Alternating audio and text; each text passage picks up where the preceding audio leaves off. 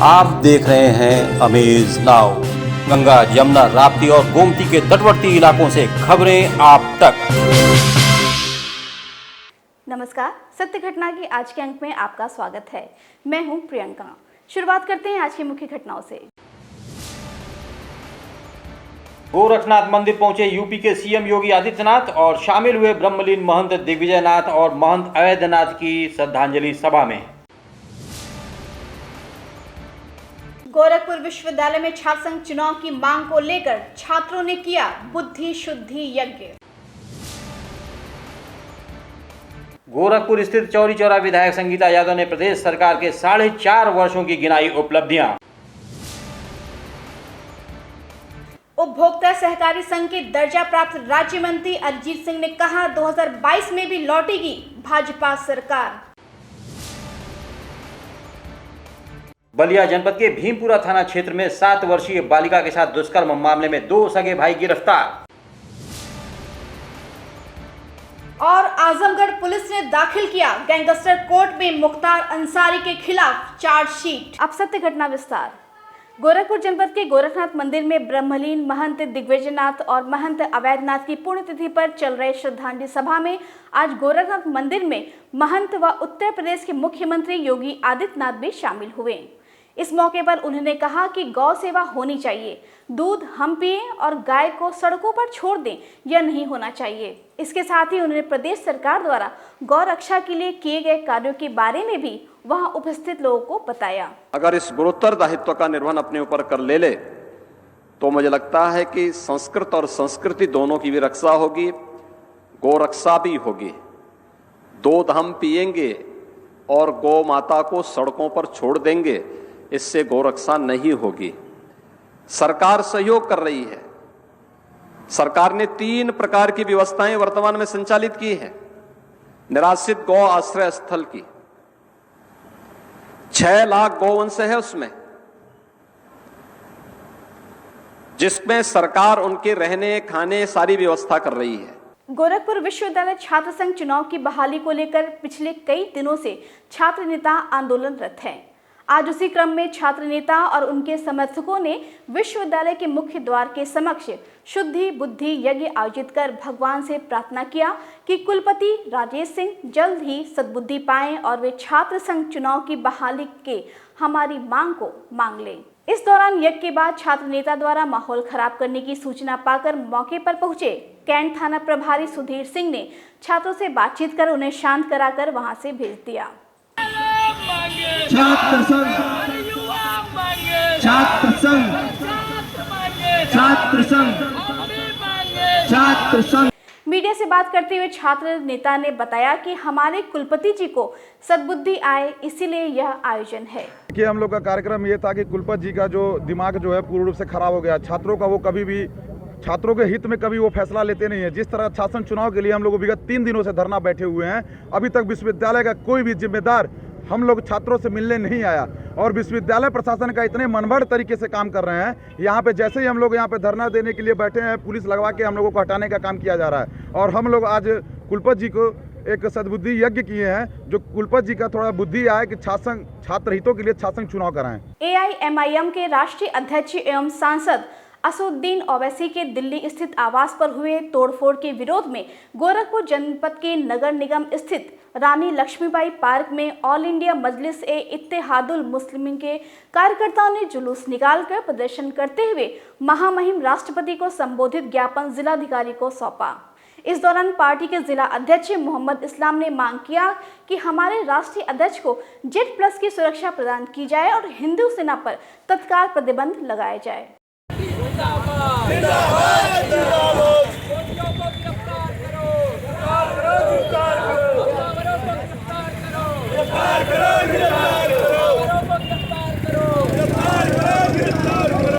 आज all India मजलिस Ittehadul Muslimeen Gorakhpur unit के तत्वाधान में जिला अध्यक्ष मोहम्मद इस्लाम के MIM राष्ट्रीय अध्यक्ष असुद्दीन ओवैसी साहब के दिल्ली स्थित सरकारी आवास पर हिंदू सेना के दंगाइयों ने पत्थर चलाकर तोड़फोड़ किया। उसकी हम MIM कार्यकर्ता घोर निंदा करते हैं। हमारी मांग है कि हिंदू सेना के आतंकी गुंडों पर कड़ी से कड़ी कार्रवाई होनी चाहिए और हमारे राष्ट्रीय अध्यक्ष को गृह मंत्रालय द्वारा Z+ सुरक्षा प्रदान की जाए। यदि हमारे नेता के साथ कोई अप्रिय घटना घटित हुई तो हम AIM के लोग पूरे हिंदुस्तान में कोहराम मचा देंगे और उसकी जिम्मेदारी शासन प्रशासन की होगी। इस संबंध में जिलाधिकारी महोदय को ज्ञापन देने के लिए हम यहाँ उपस्थित हुए हैं। गोरखपुर जनपद के चौरी चौरा की विधायक संगीता यादव ने प्रदेश सरकार के 4.5 वर्ष का कार्यकाल पूरा होने पर सरकार की उपलब्धियां गिनाई। इस दौरान उन्होंने बताया कि सरकार किसान, युवाओं को नौकरी, महिला सम्मान सुरक्षा, स्वावलंबन, सड़कों के निर्माण सहित अन्य मामलों में सफल साबित हुई है। देश के प्रधानमंत्री और प्रदेश के मुख्यमंत्री के नेतृत्व में यूपी का लगातार विकास हो रहा है। गोरखपुर में एम्स, फर्टिलाइजर, चीनी मिल सहित आयुष विश्वविद्यालय की स्थापना होना एक नजीर है। देखिए, माननीय मुख्यमंत्री जी योगी आदित्यनाथ के सानिध्य में हम लोगों को भी उनके साथ काम करने का मौका मिला है। इन 4.5 साल के अल्प अवधि में जितना विकास उत्तर प्रदेश का हो सकता था उससे ज़्यादा कहीं किया गया। कोरोना जैसी महामारी के चलते हुए भी विकास कार्यों को बहुत ज़्यादा प्रभावित कोरोना जैसी महामारी भी कर नहीं पाई। और मैं आपको बता दूं, अगर मैं अपनी विधानसभा की बात करूंगी तो इन 4.5 सालों में निबिहावा ढाला और करमहा में 2 फ्लाईओवर बने हैं। मुंडेरा बाज़ार में और अमैया में 2 हमारे विद्युत उपकेंद्र लगे हैं। एक मिनी स्टेडियम बनाया, अभी काम उसका चल रहा है। मिनी स्टेडियम माननीय मुख्यमंत्री जी के आशीर्वाद से मिला है।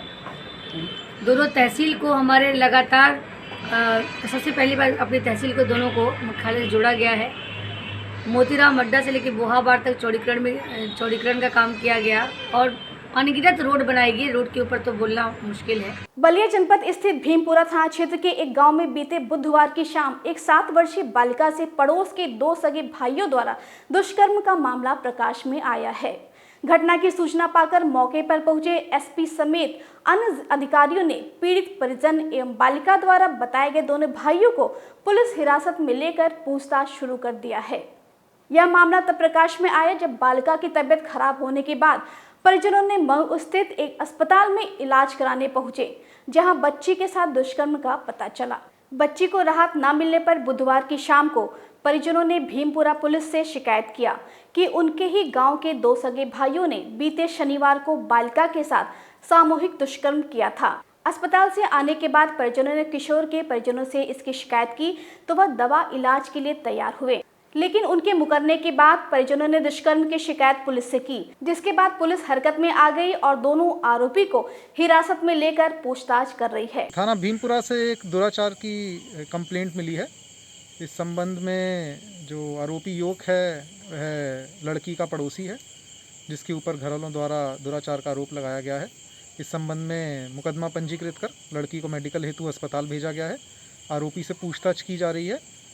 आरोपी जो है माइनर है और लड़की भी माइनर है, तो अग्रिम विधिक कार्रवाई की जा रही है। खबर बलिया जनपद के रिसड़ा से है, जहां डाक बंगला में उपभोक्ता सहकारी संघ के दर्जा प्राप्त राज्य मंत्री अरिजीत सिंह ने एक कार्यक्रम के दौरान कहा कि योगी सरकार विकास कार्यों के बल पर पुनः एक बार फिर आगामी 2022 विधानसभा चुनाव में काबिज होगी।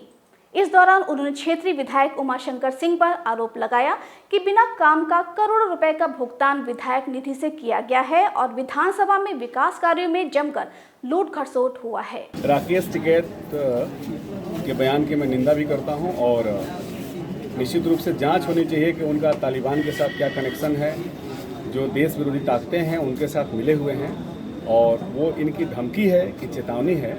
ये निश्चित रूप से इस बारे में उनको स्पष्ट करना चाहिए और सस्ती लोकप्रियता के लिए, प्रचार पाने के लिए इस प्रकार की बयानबाजी कर रहे हैं। अभी वो कोशिश कर रहे हैं कि जाट समुदाय उनके साथ नमाज पढ़े, बौखलाहट में हैं। जो उन्होंने अल्लाह अकबर का नारा लगाया, उनके ही समाज ने उनको इस बात के लिए बहिष्कृत करने का निर्णय लेने लोग जा रहे हैं और इसलिए बौखलाहट में वो इस प्रकार के बयान दे रहे हैं सहानुभूति पाने के लिए और सस्ती लोकप्रियता के लिए, अपना प्रचार पाने के लिए इस प्रकार के बयान दे रहे हैं। आजमगढ़ जनपद में महिलाओं और बच्चियों के साथ होने वाले अपराधों और उनके उत्पीड़न की रोकथाम के लिए चलाए जा रहे अभियान मिशन शक्ति फेज 3 के तहत आज जियनपुर पुलिस द्वारा जनपद के सेंट जेवियर्स स्कूल में एक जागरूकता कार्यक्रम का आयोजन किया गया। आपको बता दें कि जियनपुर थाना क्षेत्र के गुरुकुल पब्लिक स्कूल में बच्चियों को अनेकों प्रकार की जानकारियां दी गई।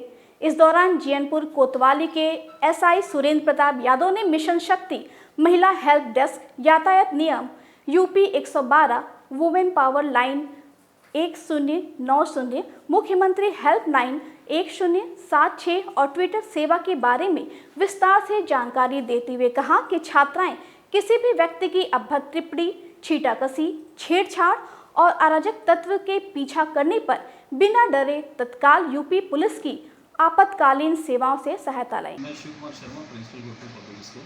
सर, आपके विद्यालय में किस तरह का कार्यक्रम करवाया गया था? आज हमारे यहाँ जीनपुर कोतवाली से आपको सुरेंद्र प्रताप यादव जी के नेतृत्व में उनकी पूरी टीम आई थी। इनका मुख्य उद्देश्य था महिला सशक्तिकरण को लेकर। उन्होंने बच्चियों को अवगत कराया कि कौन सा नंबर किसके लिए आवश्यकता है, मतलब जैसे 102 या इसके अलावा आपका जो होता है 1090, 108, इन सब चीज़ों के बारे में वो बच्चियों को अवगत कराए कि कैसे वो अपनी सुरक्षा व्यवस्था कर सकती हैं अगर किसी भी तरीके की ऐसी अनहोनी होने जा रही हो या कुछ हो सकती हो। उसके लिए उन्होंने कैसे जो है बच्चों को जागरूक रखना, उसकी सारी जानकारी उन्होंने दी। युग पुरुष ब्रह्मलीन महंत दिग्विजयनाथ की भव्य प्रतिमा का अनावरण एवं पार्क का लोकार्पण आज केंद्रीय मंत्री धर्मेंद्र प्रधान और सीएम योगी आदित्यनाथ द्वारा संयुक्त रूप से किया गया। इस दौरान अतिथियों का स्वागत स्मृति चिन्ह देकर किया गया। महानगर के तारामंडल इलाके में स्थित इस पार्क में आयोजित सभा को संबोधित करते हुए केंद्रीय मंत्री धर्मेंद्र प्रधान ने कहा कि ब्रह्मलीन महंत दिग्विजयनाथ द्वारा आज़ादी और महिला शिक्षा के योगदान को कभी भुलाया नहीं जा सकता। इस पीठ ने दिग्विजयनाथ जी ने जो प्राथमिकता दिया है महिला शिक्षा के बारे में, उसकी उल्लेख अभी 2020 में किया गया है। कल्पना करिए दृष्टि कब बनी थी। आजादी का पहले कोई सरकार के अंदर नहीं, समाज के एक संत है, समाज के एक महापुरुष है। समाज कैसे होनी चाहिए, महिलाओं को, बालिकाओं को क्या स्थान मिलना चाहिए, लगभग सदी पहले इसकी कल्पना करने वाले संत थे। इस मौके पर सीएम योगी आदित्यनाथ ने कहा कि प्रधानमंत्री नरेंद्र मोदी के नेतृत्व में हर तरफ हर जाति धर्म के लोगों का विकास किया जा रहा है। पीढ़ी दर पीढ़ी ये क्रम आगे बढ़ता है। गांव हो, गरीब हो, किसान हो, नौजवान हो, महिलाओं हो, इन सब के कल्याण के लिए प्रधानमंत्री मोदी जी ने देश के राजनीतिक एजेंडे को बदला। एक बेटे ने अपनी मां के जन्मदिन को अनोखा और यादगार बनाने के लिए अपने क्षेत्र के सभी मिठाई की दुकानों को क्षेत्रवासियों के लिए फ्री कर दिया। मामला गोरखपुर जनपद स्थित सरदार नगर क्षेत्र का है, जहां लेडी प्रसन्न कौर इंटर कॉलेज के प्रबंधक सरदार सुखदेव सिंह मजीठिया ने अपनी मां के जन्मदिन पर आज सरदार नगर चौराहे के सभी मिठाई की दुकानों को लोगों के लिए फ्री करा दिया, जिससे दुकानों पर मिठाई खाने वालों की भीड़ लग गई। जिसको जितना मन किया उन्होंने उतनी मिठाई खाई।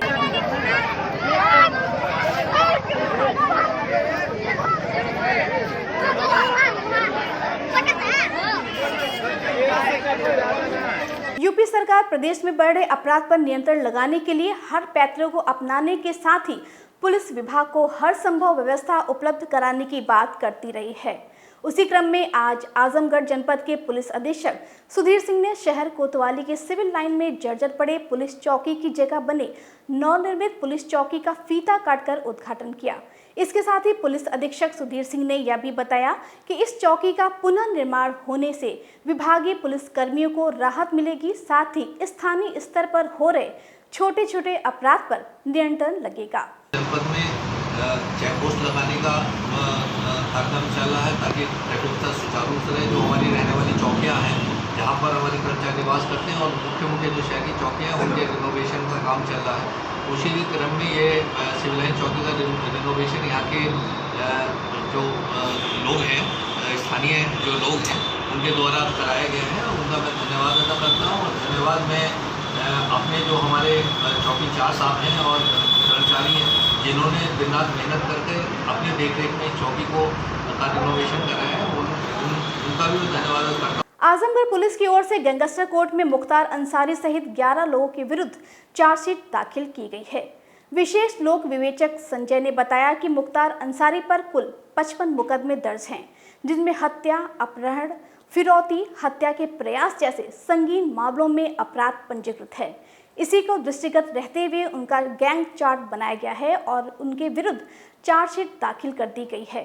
इस चार्जशीट में मुख्तार अंसारी सहित 11 लोग अभियुक्त हैं तथा चार्जशीट 1100 पन्ने की है। मुख्य आरोप है कि मुख्तार अंसारी ने 2014 में तरवा थाना क्षेत्र में ठेकेदार से रंगदारी मामले में आगरा जेल से अपने सूत्रों के जरिए ठेकेदार के कर्मचारियों पर भयभीत करने के लिए गोली चलवाई, जिसमें एक व्यक्ति की मौत हो गई थी।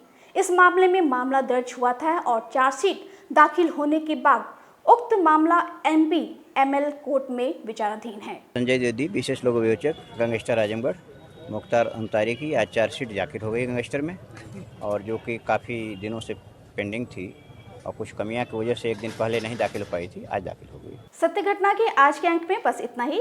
तेज सटीक और ताज़ी घटनाओं को जानने के लिए जुड़े रहें आप अमेज नाउ के फेसबुक पेज, यूट्यूब चैनल और वेब पोर्टल से। इसी के साथ अनुमति दीजिए, नमस्कार।